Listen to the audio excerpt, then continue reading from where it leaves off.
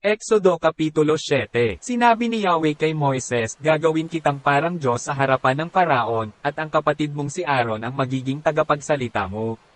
Lahat ng sabihin ko sa iyo ay sasabihin mo kay Aaron, siya naman ang magsasabi sa Faraon na payagan na kayong umalis ng Ehipto.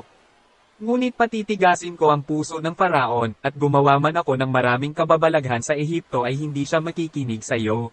Kung magkagayon ipadarama ko sa kanila ang bigat ng aking kamay.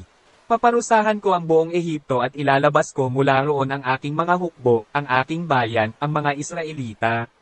Makikilala ng mga Egyptyo na ako si Yahweh kapag natikman nila ang bigat ng aking kamay at inilabas ko na sa Ehipto ang mga Israelita.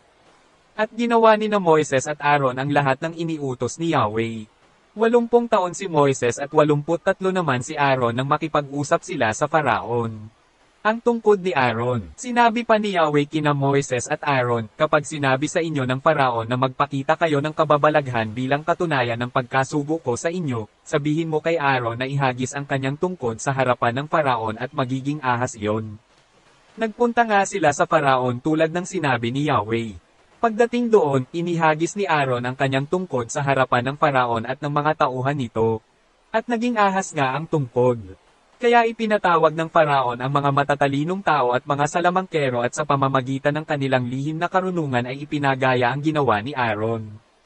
Inihagis nila sa lupa ang kanilang mga tungkod at naging ahas din, ngunit ang mga ito'y nilulon ng tungkod ni Aaron. Gayon may nagmatigas pa rin ang Faraon at hindi nakinig kina Moises at Aaron, gaya ng sinabi ni Yahweh. Ang unang salot, naging dugo ang tubig. Sinabi ni Yahweh kay Moises, nagmamatigas ang Faraon. Ayaw pa ring paalisan ang mga Israelita. Kaya, bukas ng umaga, dalhin mo ang tungkod na naging ahas, at hintayin mo ang Faraon pagpunta niya sa tabing ilog. Sabihin mo sa kanya ang ganito, pinapunta ako rito ni Yahweh, ang Diyos ng mga Hebreo upang sabihin sa iyo na payagan mong umalis ang kanyang bayang Israel at sumamba sa kanya sa ilang. Hanggang ngayon ay ayaw mo pa ring sumunod. Ngunit tiyak nakikilalanin mo si Yahweh sa pamamagitan nitong gagawin niya. Tingnan mo, ihahampas ko sa ilog Nilo ang tungkod na ito at magiging dugo ang tubig at mamamatay ang mga isda. Dahil dito, babaho ang ilog at hindi maiinom ng mga Egyptyo ang tubig nito. Idinugtong pa ni Yahweh, pagkatapos, sabihin mo kay Aaron na itaas ang kanyang tungkod at sampain ang lahat ng tubig sa Ehipto. Ang lahat ng tubig sa mga ilog, kanal at lawa ay magiging dugo, pati ang nasa mga batsa at tapayan. Ginawa ni na Moises at Aaron ang iniutos sa kanila ni Yahweh. Sa harapan ng Faraon at ng mga tauhan nito ay inihampas ni Aaron sa tubig ang kanyang tungkod at naging dugo nga ang tubig.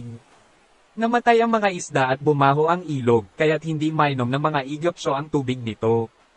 Naging dugo rin ang lahat ng tubig sa buong Ehipto. Ngunit nagaya rin ito ng mga salamangkerong Egyptyo sa pamamagitan ng kanilang lihim na karunungan kaya't lalong nagmatigas ang Faraon.